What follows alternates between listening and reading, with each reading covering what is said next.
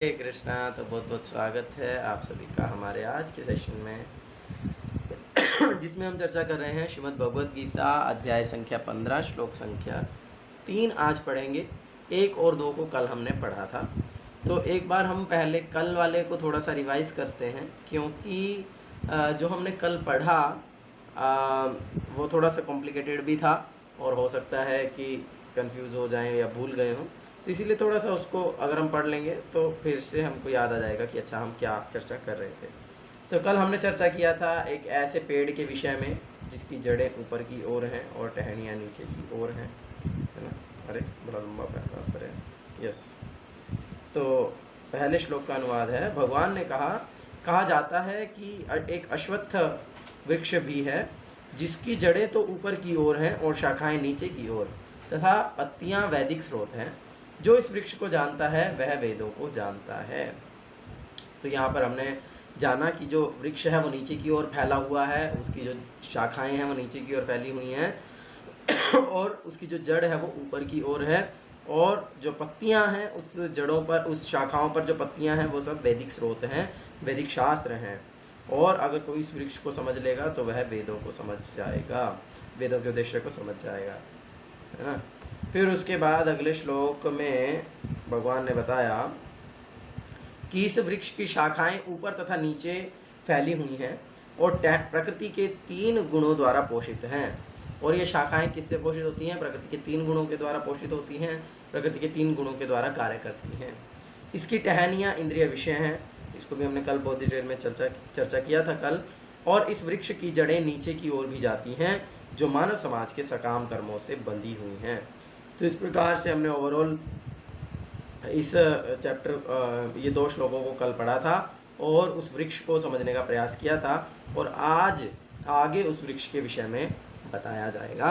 तो वो हम यहाँ पर पढ़ते हैं। यस, कृपया पीछे पीछे दोहराइएगा।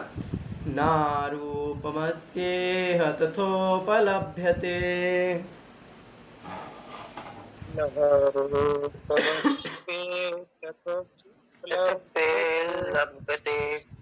नान्तो न चादिर्न च सम्प्रतिष्ठा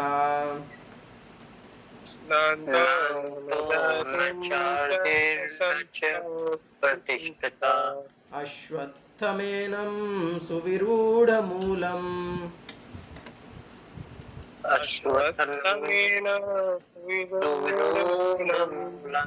संगशस्त्रेण दृढेन छित्त्वा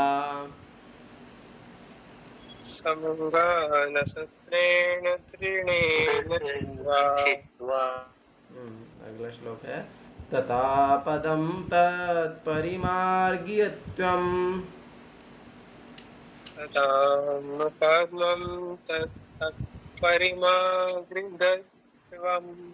यस्मिन् गता न निवर्तन्ति भूयः। यस्मिन् गता न निवर्तन्ति भूयः तमेव चाद्यं पुरुषं प्रपद्ये। तमेव चाद्यं पुरुषं प्रपद्ये यथा प्रवृत्तिः प्रसृता पुराणी। यथा प्रवृत्तिः प्रसृता पुराणी। यस, तो बहुत सुंदर ये 2 श्लोक हैं, एक साथ दिए हैं और इनका अनुवाद भी एक साथ ही दिया गया है। तो इस वृक्ष के वास्तविक स्वरूप का अनुभव इस जगत में नहीं किया जा सकता।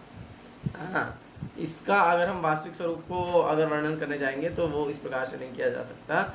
मतलब कोई भी नहीं समझ सकता कि इसका आदि कहाँ है, अंत कहाँ है और इसका आधार कहाँ है, कि भाई ये कहाँ से शुरू हो रहा है, कहाँ पे ख़त्म हो रहा है, कहाँ पर खड़ा हुआ है। ये जो वृक्ष है ये कोई नहीं जानता, लेकिन मनुष्य को चाहिए कि इस दृढ़ मूल वाले वृक्ष को विरक्ति के शस्त्र से काट गिराए। लेकिन जो समझदार व्यक्ति है, बुद्धिमान व्यक्ति है, उसको क्या करना चाहिए? विरक्ति के शास्त्र से इस पेड़ को काट गिराना चाहिए। फिर ये अगले श्लोक का अनुवाद है। तत्पश्चात उसे ऐसे स्थान की खोज करनी चाहिए जहाँ जाकर लौटना ना पड़े और जहाँ उस भगवान की शरण ग्रहण कर ली जाए जिससे अनादि काल से प्रत्येक वस्तु का सूत्रपात तथा विस्तार होता आया है। तो यहाँ पर सबसे पहले तो हमको ये समझने की आवश्यकता है कि जो ये भौतिक जगत है, यानी कि जो वृक्ष है, ये कैसे बना था हमने तात्पर्य में भी पढ़ा था, और इसका हमने कल डायग्राम में भी देखा था। वो जो पेड़ है जिसकी जड़ें ऊपर की ओर हैं और शाखाएं नीचे की ओर हैं, इस प्रकार का पेड़ कहाँ पर मिलेगा? नदी के किनारे पर, किसी जलाशय के किनारे पर। और उस जलाशय के किनारे पर वास्तविक पेड़ तो ऊपर में है, उसका प्रतिबिंब रूप में हम इस प्रकार के पेड़ को देख सकते हैं। तो वो प्रतिबिंब कब बनेगा? जब वहां पर पानी होगा। अगर पानी ही नहीं होगा तो प्रतिबिंब बनेगा ही नहीं। तो इसीलिए ये जो भौतिक जगत का अस्तित्व है, या हम जो इस भौतिक जगत में हैं, उसका कारण क्या था? वहां पर लिखा होता ना, और प्रभुपाद जी तात्पर्य में बताया, डिजायर, हमारी भौतिक इच्छाएं। तो जब तक हमारी भौतिक इच्छाएं हैं, जब तक वो भौतिक इच्छा रूपी जल वहां पर रहेगा, तब तक उसमें जो ये वृक्ष रूपी प्रतिबिंब है, भौतिक जगत जो है, वो हम अस्तित्व में रहेगा। इसलिए यदि व्यक्ति के जीवन में भौतिक इच्छाएं नहीं होंगी, यदि व्यक्ति अपने आप को इन भौतिक इच्छाओं से विरक्त कर लेगा, तो ऐसा व्यक्ति वास्तविकता में इस भौतिक पेड़ को, इस अश्वत्थ वृक्ष को काट देगा। जैसे कि गुरु महाराज बहुत सुंदर कहानी सुनाते हैं, है ना, कि किस प्रकार से हमको विरक्ति जो है वो विकसित करनी ही होगी संसार में, अगर हम आध्यात्मिक उन्नति करना चाहते हैं। अगर हम इस भौतिक जगत को काटना चाहते हैं, इस भौतिक जगत के बंधनों को काटना चाहते हैं, तो उसके लिए हमें इस संसार से विरक्ति को विकसित करना होगा। हाँ, लेकिन बहुत सारे लोग क्या सोचते हैं? बहुत सारे लोग ऐसा सोचते हैं कि नहीं, पहले हमको बस भगवान हमारे सामने प्रकट हो जाए पहले, हैं, फिर मैं विरक्त होऊंगा इस संसार से, है ना, या पहले भाई क्या बोलते हैं, ऐसे हो जाए वैसे हो जाए। तो इस तरह से बहुत सारी लोग कंडीशंस रखते हैं, हाँ, कि भाई पहले मुझे कुछ आध्यात्मिक अनुभूति मिल जाए, जब मेरे को आध्यात्मिक अनुभूति मिल जाएगी फिर मैं छोड़ दूंगा। लेकिन ऐसा नहीं होता, ऐसा संभव नहीं है। हमें क्या करना होगा? हमें पहले इस संसार में कुछ विरक्ति विकसित करनी होगी, फिर जो है हम आध्यात्मिक अनुभूति पाएंगे। जैसे कि उदाहरण दिया गया, मान लीजिए कि, है ना, एक उदाहरण देता हूँ। जैसे मान लीजिए आपने एक नॉर्मल सॉकेट में एक प्लग लगा रखा है, ठीक है, और लाइट चली गई। अब वो प्लग लाइट पे नहीं था, तो अब आप क्या करना चाहते हो कि उस प्लग को इन्वर्टर वाले सॉकेट में लगाना चाहते हो। तो उसके लिए आपको उसको जो सिंपल सॉकेट है उससे निकालना पड़ेगा ना, है? ऐसा तो नहीं है कि उधर भी डाल के रखेंगे और उधर भी डाल देंगे, नहीं, पहले उधर से निकलेगा प्लग, फिर दूसरे सॉकेट में डलेगा, है ना। ऐसा तो यानी कि पहले उधर डालो फिर इधर से निकालेंगे, ऐसे थोड़ी होता है। तो इस प्रकार से गुरु महाराज बड़ी सुंदर कथा सुनाते हैं। अभी हम जब यमुना पर थे तो गुरु महाराज के सामने वो ड्रामा भी किया था, तो आप लोगों को याद होगा जो लोग वहाँ पर प्रेजेंट थे। तो बड़ा सुंदर वो लीला है ना। गुरु महाराज बहुत बार कथा को सुनाते हैं कि एक बार द ब्राइड ग्रूम पार्टी, तो एक बार जो दूल्हा है वो बारात को लेकर के जा रहे थे एक बार। तो उसमें क्या था कि उनको अपने जहाँ पर उनको शादी के लिए जाना था, वो स्थान के रास्ते में नदी थी। तो नदी को पार करने के लिए उन्होंने एक नाविक को हायर किया और उसको कहा कि देखो, हमको इस समय तक नदी के उस पार पहुँचना है, हमको अपने गंतव्य स्थान पर पहुँचना है, जहाँ पर जा करके हमारे पुत्र की शादी होगी, और अगर हम शुभ मुहूर्त में नहीं पहुँचे तो शादी कैंसिल हो जाएगी। तो इसलिए आप हमको टाइम से पहुँचा देना। हाँ, आप चिंता मत कीजिए, आप टेंशन मत लीजिए, आप आराम से नाव में रहिए, हाँ, मैं आपको समय से पहुंचा दूंगा। तो नाविक एकदम हट्टा कट्टा, है ना, बढ़िया। तो सब लोग बैठ गए और नाविक ने जो है चप्पू चलाना शुरू किया, और रात हो गई फिर धीरे धीरे, है ना, रात ऑलमोस्ट शाम का ही समय था। तो बहुत ही जल्दी अंधेरा हो गया। सब लोग पार्टी करते रहे रात को, है ना। होता है ना, जैसे शादी से एक रात पहले सब लोग डीजे पे नाचते हैं, है ना, सोते नहीं है रात को 12 बजे तक बातें करते रहते हैं, ऐसा करके। तो सब लोग खाते पीते रहे, नाचते कूदते रहे, बातें करते रहे, और फिर उसके बाद सब लोग सो गए। तो जब सुबह हुई और सुबह निकल करके किसी ने बाहर देखा, तो वो बोलता कि अरे, ऐसा लग रहा है कि हम तो वहीं पर ही हैं जहाँ से चले थे, ये जगह तो देखी देखी सी लग रही है। तो उसने दूसरों को बताया, तो सब लोग देख रहे हैं, हाँ हाँ हाँ हम तो वहीं हैं जहाँ से चले थे, जहाँ से हम नाव में बैठे थे, नाव तो वहीं की वहीं खड़ी है, नाव तो आगे बढ़ी ही नहीं है। तो फिर सब एक दूसरे को ब्लेम करने लगे, अरे ये तो तुम्हारी गलती है, तुम्हारी गलती है, तुम्हारे कारण हुआ, तुम्हारे कारण हुआ। तो फिर उस नाव में एक समझदार व्यक्ति भी था, जैसे हमारी क्लास में मोहित प्रभु हैं, ऐसे एक समझदार व्यक्ति भी था। और वह समझदार व्यक्ति ने बताया कि अरे ये नाव तो अपनी जगह से आगे बढ़ी ही नहीं है, बल्कि पूरी रात बस एक जगह से दूसरी जगह हिलती रही है।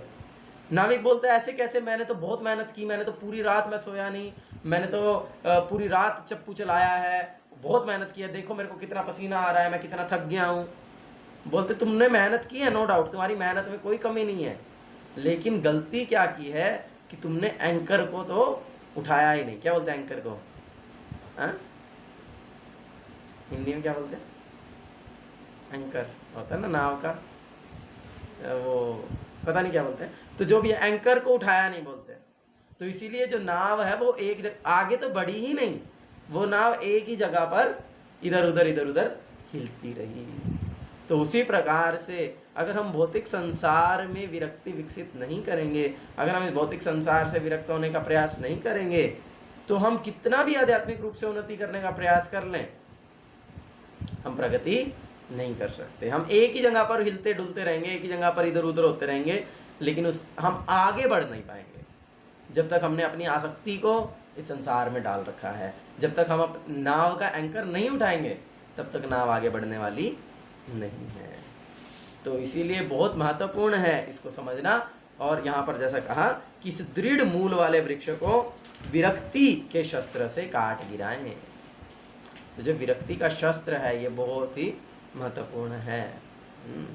तो इसीलिए हमको जैसे ही हमको समझ में आ जाए कि ये संसार रहने लायक जगह नहीं है, जैसे ही हमारे जीवन में दुखों का पहाड़ टूट पड़े, इमीडिएटली संसार को छोड़ देना चाहिए, इमीडिएटली संसार से विरक्त हो जाना चाहिए। क्यों? क्योंकि नहीं तो क्या होगा, थोड़े समय के बाद हमारा जो हमको फील होने लगा था कि ये संसार तो बेकार है, इस संसार में तो सुख नहीं है, इस संसार में तो सुख नहीं है, अगर हम इस प्रकार से सोचेंगे तो कुछ समय के बाद क्या होगा कि हमें फिर से संसार अच्छा लगने लग जाएगा। क्यों? क्योंकि यहाँ पे क्या बोले, तत्पश्चात हमें ऐसे स्थान की खोज करनी चाहिए जहां जाकर लौटना ना पड़े। अब हमने अपना पेड़ तो काट दिया, अपने विरक्ति के शस्त्र से हमने पेड़ तो काट दिया, लेकिन आगे हमने किसी दूसरे पेड़ की शरण नहीं ली, एक आध्यात्मिक पेड़ की शरण नहीं ली, तो क्या होगा, फिर से हम किसी भौतिक पेड़ की शरण ले लेंगे। तो इसीलिए अपने इस भौतिक पेड़ को काटने के बाद इमीडिएटली हमको आध्यात्मिक पेड़ की शरण भी लेनी होगी, एक आध्यात्मिक स्थान की शरण भी लेनी होगी। इसे हमको समझना चाहिए कि ये जो संसार है ये जो संसार है, इसको प्रभुपाद बोलते हैं दिस इज टूल, ये मल के समान है।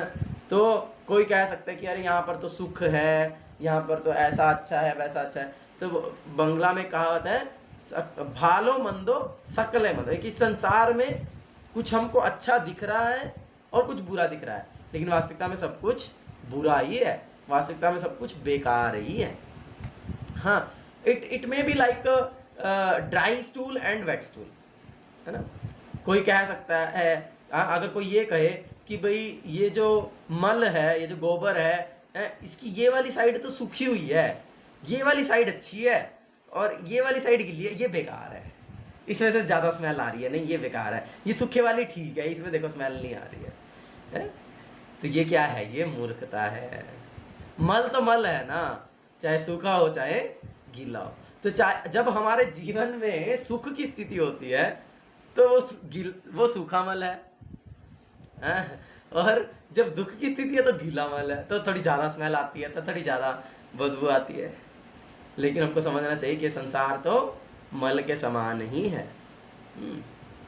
और जैसे यहाँ पर कहा कि अगर कोई क्या चाहे कि इस वृक्ष के वास्तविक स्वरूप का अनुभव करना चाहे, एक्सपेरिमेंट करना चाहे, देखना चाहे, बोले कि ठीक है मैं पहले देख लूँ ये फैला कहाँ तक हुआ है ना, इसका आदि कहाँ है और इसका अंत कहाँ है, मैं देख लेता हूँ थोड़ा सा, है ना। यानी कि बहुत सारे लोग बोलते हैं ना, प्रभु जी भक्ति तो कर लूँगा लेकिन मेरी पहले कुछ भौतिक इच्छाएं हैं, मैं वो पूरी कर लूँ, हैं, या फिर एक बार बस मेरी नौकरी लग जाए फिर मैं अच्छे से भक्ति करूँगा, हैं, या फिर एक बार बस मेरी शादी हो जाए फिर मैं अच्छे से भक्ति करूँगा, हैं। तो इस प्रकार से अनेक प्रकार की चीज़ें लोग बोलते हैं। एक लड़का था, वो बोलता था पहले मैं कुछ करके दिखा दूँ संसार में, फिर मैं भक्ति करूँगा प्रभु जी, हैं। तो इस प्रकार की जो चीज़ें हैं उसका कभी अंत नहीं होता है, क्योंकि जो माया का जो पर्दा है ना, वो ऐसे हमारी आंखों को ढक करके रखता है ना, आवरणात्मिका शक्ति। अभी मुझे सिर्फ एक चीज़ दिख रही है, क्योंकि साइडों में बहुत कुछ है वो नहीं दिख रहा। माया ने आवरणात्मिका शक्ति डाल दी, ओ बस मेरी जॉब लग जाएगी तो मैं सुखी हो जाऊंगा, बस सरकारी नौकरी मिल जाए एक बार, फिर तो चाहे मेरी शक्ल कैसी भी हो, फिर तो सोनी लड़की से शादी हो ही जाएगी, है। तो इस तरह से तो ये माया आवरण डाल करके रखती है कि बस ऐसा हो जाए, बस फिर भक्ति कर लूंगा। लेकिन जब वहां पर पहुंचेंगे तो फिर माया फिर थोड़ा सा हटाएगी, अच्छा ये भी था, ओ अच्छा ये भी था, चलो ये ले लेता हूँ, अच्छा फिर थोड़ा सा और हटाएगी, अच्छा ये भी है, अच्छा ये भी है। तो इस प्रकार से जो माया, जो ये भौतिक संसार का कोई अंत नहीं है, इस संसार में भोग करने का कोई अंत नहीं है, इस संसार में भोग की वस्तुओं का कोई अंत नहीं। जैसे हम पहले ही उदाहरण लिए कि अगर किसी के पास साइकिल है तो वो चाहेगा कि मेरे पास मोटरसाइकिल हो तो मैं जल्दी जा पाऊंगा, मेरे को मेहनत नहीं करनी पड़ेगी, है ना। कई बार गुरुमा जी उदाहरण देते हैं, मोटरसाइकिल आ जाएगी, सोचेगा अरे यार इतनी तेज गर्मी है, ये है, बारिश में भी दिक्कत होती है, धूप में भी दिक्कत होती है, अगर मेरे पास कोई 4 व्हीलर होता तो फिर मेरे को शांति मिल जाएगी, फिर मैं आराम से आ जा सकूँगा। 4 व्हीलर आ जाएगा तो अरे इसमें तो AC नहीं है, गर्मियों में तो बड़ा हवा लगती है, लू लगती है, हैं, चलो AC वाली गाड़ी आ जाएगी, तो अरे ये तो छोटी है, थोड़ी बड़ी होनी चाहिए, हैं। ऐसे करते करते करते करते कोई अंत नहीं है इस चीज़ का, है ना। तो इस प्रकार से हर चीज़ में हम देख सकते हैं, हर स्थिति में हम देख सकते हैं। अब किसी की ग्रुप D की नौकरी लग जाए तो वो सोचता है कि यार सरकारी नौकरी तो लगी, लेकिन ये तो ग्रुप D की है, अरे क्लर्क हूँ, ये तो C की लग जाए, C की लग जाए तो भाई B की मिल जाए, A की मिल जाए, है। तो इस प्रकार से कभी भी इस भौतिक संसार में भोग करने का कोई अंत नहीं है। तो इसीलिए हमको क्या करना चाहिए, मनुष्य को चाहिए कि इस दृढ़ मूल वाले वृक्ष को विरक्ति के शस्त्र से काट गिराए, यानी कि हमको इस भौतिक संसार में विरक्ति को विकसित करना है, समझना है कि उसका वास्तविक उद्देश्य क्या है, और उसे विरक्त होकर के हमको वास्तविकता में भगवान की सेवा के लिए कार्य करना है। विरक्ति मीन्स विरक्ति विरक्ति का अर्थ है विरक्त होना, मतलब एक्चुअली जो विरक्त शब्द है वो आया है वैराग्य से, और वैराग्य शब्द आया में एक शब्द आता है राग। राग का मतलब है रमण करना, किसी चीज में सुख लेना, है, किसी चीज से आसक्त होना, उसको कहते हैं राग। और यहाँ पर बोल रहे हैं वैराग्य या विरक्ति, मतलब ऐसा ना होना, मतलब कि भौतिक चीज़ों में सुख ना लेना, मतलब कि भौतिक चीज़ों को सेक्रीफाइस करना भगवान की सेवा के लिए, वो विरक्ति है। ठीक है, फिर क्या करना है, भगवान की शरण ली जाए जिससे अनादि काल से प्रत्येक वस्तु का सूत्रपात और विस्तार होता आया है। तो इसीलिए हमको क्या करना है, भगवान की शरण लेनी है।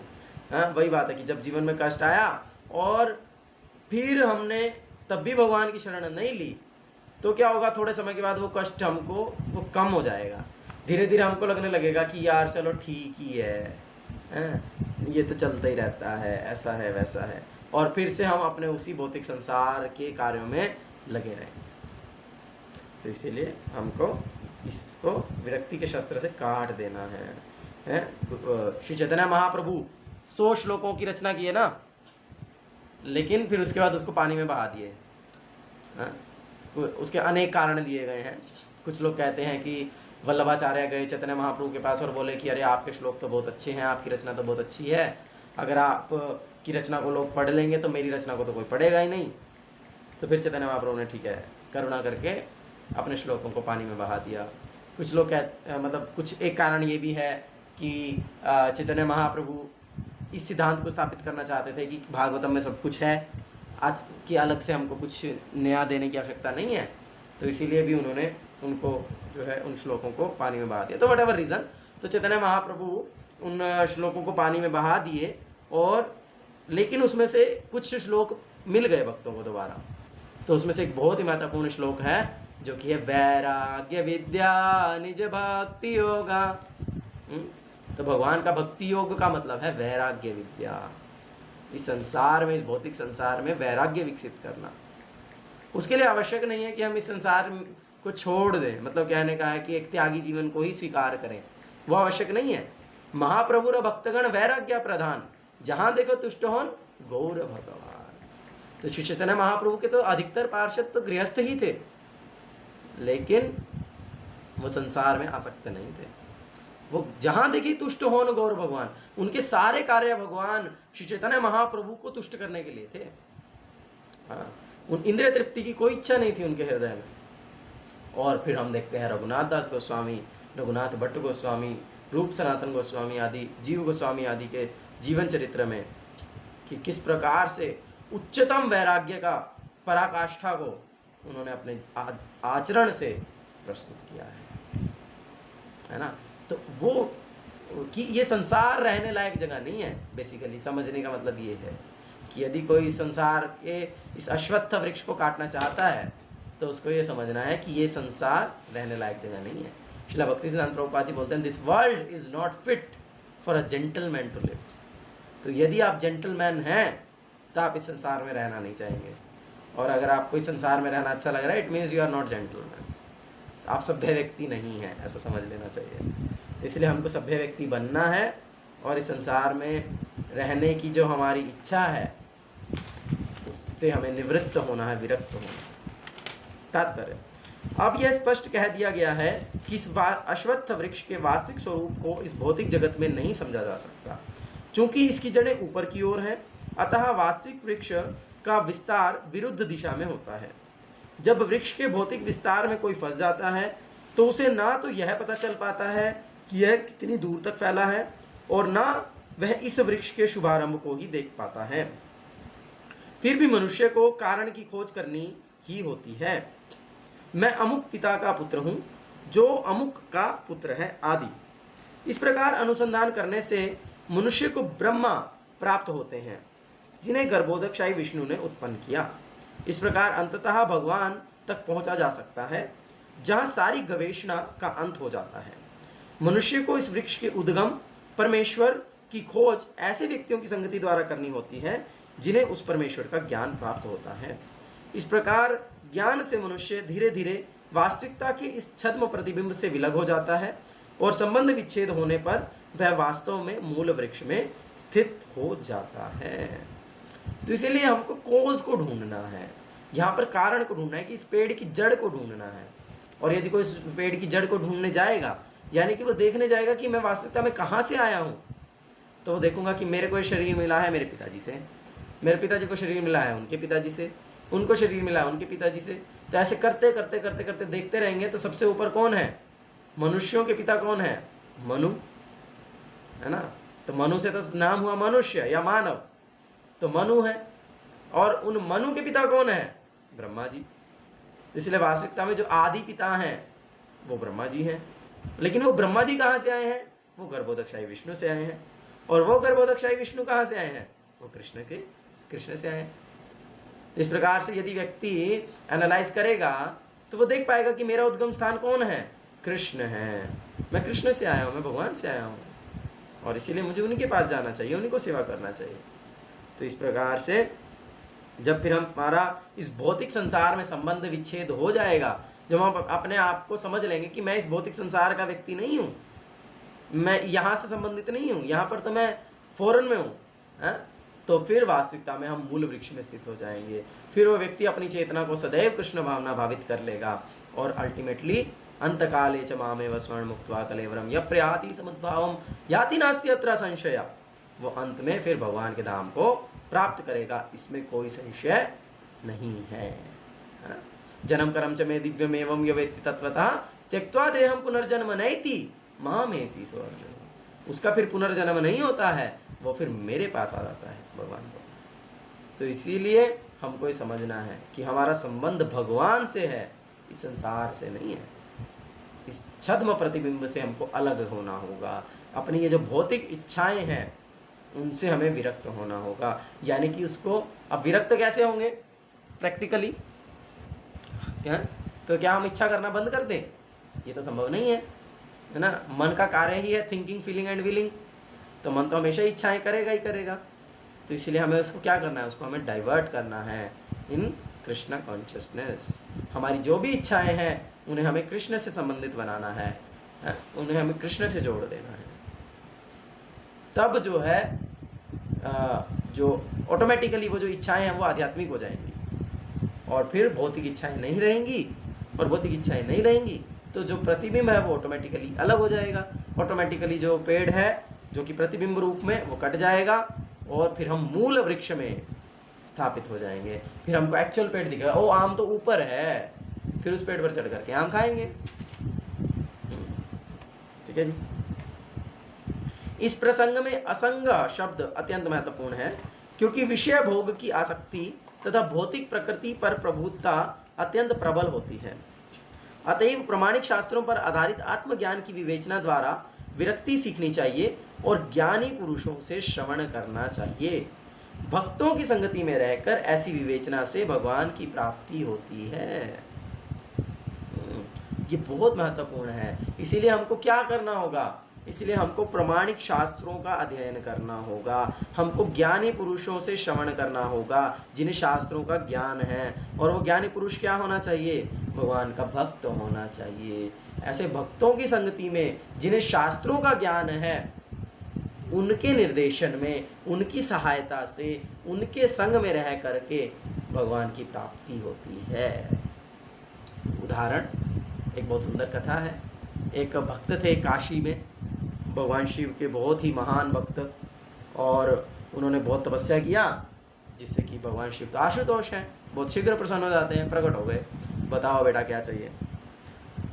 बोलते हैं कि मुझे बहुत सारा भौतिक धन चाहिए, मुझे पारस मणि चाहिए। पारस मणि जानते हैं ना सब लोग, जो लोहे को टच करने से सोने में कन्वर्ट कर देती है। तो इस प्रकार से पारस मणि चाहिए। अच्छा जी। बोलते ठीक है, तुम वृंदावन जाओ, ब्रज में जाओ, और वहाँ पर तुमको एक साधु मिलेंगे सनातन गोस्वामी, उनसे जा करके तुम ये याचना करो। ठीक है। तो फिर वो व्यक्ति आए वृंदावन में, ब्रज में, और आकर के सनातन गोस्वामी भजन कर रहे थे एक जगह पर, तो उनके पास आए, पूछ करके सनातन गोस्वामी कहाँ मिलेंगे। सनातन गोस्वामी एकदम कंथास्कोटिश है ना, एकदम कौपीन कंथाश्रितों हैं, माने केवल कौपीन और कंथा रखने वाले हैं, एकदम अकिंचन, जिनके पास देखने से कोई भौतिक संपदा दिखती नहीं है ना, इस प्रकार से। और उनके पास आकर के उन्होंने बोला कि मुझे भगवान शिव ने बताया है कि आपके पास पारस मणि है, तो कृपया आप मुझे वो दे दीजिए। तो सनातन गोस्वामी बोले हाँ ठीक है, ये पास में कचड़े का ढेर रखा है, उसमें ढूंढ लो, उसमें होगी। अच्छा, उसमें होगी। तो उसने देखा, कचड़े के ढेर में देखा तो पारस मणि मिल गई। अरे भैया, खुशी का तो ठिकाना नहीं है। सनातन गोस्वामी की जय, सनातन गोस्वामी की जय, हर हर महादेव, जय हो जय हो जय हो। पारस मणि मिल गई, पारस मणि मिल गई। और वो तो नाचते नाचते जा रहा है। हाँ, जा रहा है। तो घर पे पहुंचा, घर पे पहुंच करके पत्नी को सारी बात बताई। तो पत्नी बोलती है कि अच्छा ऐसा हुआ, तो कूड़े के ढेर से पारस मणि मिली क्या? जिससे आप पारस मणि लेके आए उसने कूड़े में फेंक रखा था इसको। अरे आप तो मूर्ख हो, आप तो ठगे गए, आपके साथ तो छल हो गया, आप तो कूड़ा लेकर के आए हो। हा? जिस व्यक्ति के पास से आप लेकर के आए हो उसके पास तो इससे बहुत श्रेष्ठ कोई वस्तु होगी, तब तो उसने इस पारस मणि को कूड़े में फेंक रखा है, और आपने उसको छोड़ दिया और आप पारस मणि लेकर के आ गए। ओहो, वो व्यक्ति भी सोचते हाँ भाई बात तो सही है। वापिस गया सनातन गोस्वामी के पास। सनातन गोस्वामी के पास जाकर के बोलता है कि देखिए ये पारस मणि मैं आपसे लेके गया था अभी, तो ये तो आपने कूड़े में फेंक रखी है, इसका मतलब आपके पास इससे श्रेष्ठ कुछ वस्तु है, तो आप मुझे वो दे दो। सनातन गोस्वामी बोले अच्छा वो दे दूं, तो लेकिन उसके लिए तो पहले तुमको इस पारस मणि से विरक्त होना होगा। इस पारस मणि को यमुना में जाकर के फेंक दो, यमुना में स्नान करके आओ, फिर जो है मैं तुमको बताऊंगा, मेरे पास जो धन है फिर दे दूंगा। ओहो, इतनी तपस्या किया, इतना कुछ किया, इतना कष्ट किया ये पारस मणि लेने के लिए हैं, और ये बोल रहे हैं यमुना में फेंक दो, दोबारा मिलेगी भी नहीं। क्या करूं सोच रहे। चलो हाँ इससे ऊंचा कुछ धन है वो चाहिए, चलो ठीक है फेंक देते हैं। कुछ पाने के लिए कुछ खोना पड़ता है ना। तो वही देखो यहाँ पर जैसे श्लोक में था ना, तो विरक्ति के शस्त्र को चलाना पड़ेगा, तो इट्स डिफिकल्ट, मुश्किल है ना। लेकिन फिर किया, दिल पे पत्थर रख के पारसमणि को यमुना में फेंक दिया, स्नान किया, सनातन गोस्वामी के पास आए, सनातन गोस्वामी वाले बोले ठीक है बैठ जाओ, ये लो माला, और हरे कृष्णा कृष्णा कृष्णा हरे हरे, हरे राम राम राम हरे हरे, गोलोकेरा प्रेम धन हरि नाम संकीर्तन। ये जो हरि नाम संकीर्तन है, ये जो हरे कृष्ण महामंत्र है, ये गोलोक का प्रेम धन है।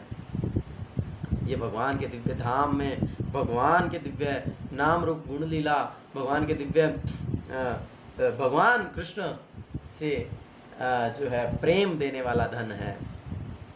तो अब बस इसी को जप करो, तुलसी की सेवा करो और ब्रज में वास करो। तो इसीलिए भगवान की प्राप्ति कैसे होगी? भक्तों के संग से होगी, है ना। तब सर्वप्रथम जो करणीय है वह भगवान की शरण ग्रहण करना। इसलिए सबसे पहले जो हमारे लिए कार्य है, जो हमको करना है, वो क्या है? हमारा सबसे पहला कर्तव्य क्या है? भगवान की शरण ग्रहण करना। बाकी सारे कर्तव्य बाद में आते हैं। यहाँ पर उस स्थान का वर्णन किया गया है जहाँ जाकर मनुष्य इस छद्म प्रतिबिंबित वृक्ष में कभी वापस नहीं लौटता। यद गत्वा न निवर्तन्ते तद्धामम परमम मम। भगवान कृष्ण वह आदि मूल है जहाँ से प्रत्येक वस्तु निकली है। उस भगवान का अनुग्रह प्राप्त करने के लिए केवल उनकी शरण ग्रहण करनी चाहिए जो श्रवण कीर्तन आदि द्वारा भक्ति के फलस्वरूप प्राप्त होती है। वे ही भौतिक जगत के विस्तार के कारण हैं। इसकी व्याख्या पहले ही स्वयं भगवान ने की है। अहम सर्वस्य प्रभवो, मैं प्रत्येक वस्तु का उद्गम हूँ। अतएव इस भौतिक जीवन रूपी प्रबल अश्वत्थ के वृक्ष के बंधन से छूटने के लिए कृष्ण की शरण ग्रहण करनी चाहिए। कृष्ण की शरण ग्रहण करते ही मनुष्य स्वतः इस भौतिक विस्तार से अलग हो जाता है। तो इसीलिए हमें इस भौतिक संसार से मुक्त होना है, इस अश्वत्थ वृक्ष के बंधन से छूटना है, और उसके लिए हमको भगवान कृष्ण की शरण ग्रहण करनी है। जैसे ही हम भगवान कृष्ण की शरण ग्रहण कर लेंगे तो हम इस भौतिक संसार से मुक्त हो जाएंगे। हरे कृष्णा कृष्ण कृष्ण हरे हरे, हरे राम राम राम हरे हरे। ये कुछ प्रश्न तो पूछ सकते हैं। भगवद्वाणी श्रीमद् भगवद गीता की जय, श्रील प्रभुपाद की जय, स्वयं श्रील गुरु महाराज की जय, निताई गौर प्रमानंदे, हरि हरि बोल। हरि हरि बोल।